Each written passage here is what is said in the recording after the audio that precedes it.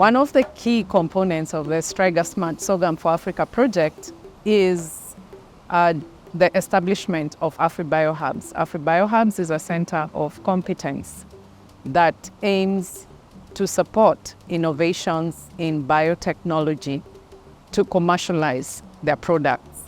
We're here in Argentina to learn about viable business models that have enabled the development of biotechnology startups. Argentina has well-structured systems that have enabled the development of startups with products that are very advanced in their commercialization pathway. Argentina was one of the first countries that adopted the use of agricultural biotechnology in the sense of genetically modified crops in 1996. So the country, the farmers and the public are quite familiar with the agricultural biotechnology. Even people eat products derived from agricultural biotechnology every day for years now. So nobody is scared or surprised when there is a new biotech crop entering into the market. On top of that, when genomeritin appear, those products are not even GMOs. It's just another way of doing mutation breeding, and for us that's conventional breeding.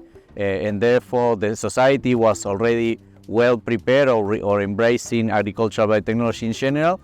Therefore genomeritin was not a novelty for them. We were really excited to see local scientists working towards developing products and reagents that have actually revolutionized agricultural biotechnology in Argentina, in that they are developing the reagents that are required, easing the access.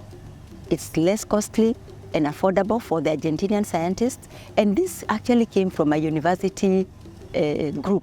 Productos Biológicos started in 2001 as a consequence of the social and economical crisis it was in Argentina. At that moment, it was not possible to buy the reagents for working because there was no money. So some students from the Universidad Nacional of Quilmes started with the idea of manufacturing their own products to make their own assays. And then they have the idea of, okay, we can sell this too. So they started to making these reagents and selling to the other researchers.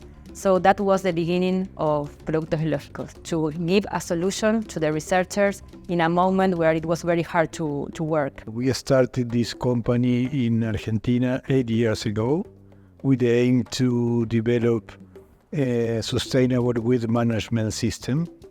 Basically, we are discovering how new genes or modifying plant genes by gene editing to introduce herbicide tolerance.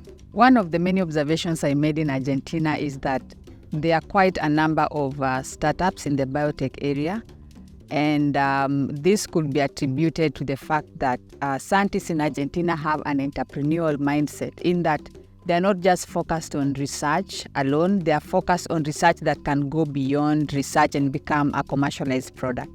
And as a project, we have a work package focusing on this area, trying to encourage our researchers to have an entrepreneurial mindset. Argentina provides a challenge, especially for us in the SSFA project, such that we are now looking at possibilities. We see that now it is possible to do the AfriBioHubs. It's possible to start with very little resources and develop reagents that will operationalize research in our context. We come from a place where procuring reagents for use in our laboratories is sometimes stringent, sometimes very slow, and that slows down research. I have learned that it is not necessary to have sophisticated laboratories to do some of the activities that is going to be done, especially when it comes to enzyme manufacturing. We have visited few laboratories, so we can see that with the equipment even we have at home, we can do similar activities. first of all, in the issues of enzyme manufacturing, Argentina is very ahead. So we've just visited a company that already does enzyme manufacturing today, and we've had a very good time there, learning how they do their work, the processes, the reagents that they use, the pipelines, learning about the equipments and everything, and even the marketing and how they go about doing the work. So for me, it's personal benefit for customer design and even for the entire ecosystem, because we've been able to learn, and they've taken us through step by step on how they have been able to do their work, and so we are hoping to be able to replicate, learn, take lessons from there, and replicate them in Kenya, and be able to actually reach the point of where we can be the major suppliers of all the enzymes and molecular biology agents in the region. The study has been very informative because we have identified practical models of supporting the African researcher to provide solutions to local challenges by integrating biotechnology in their research and development.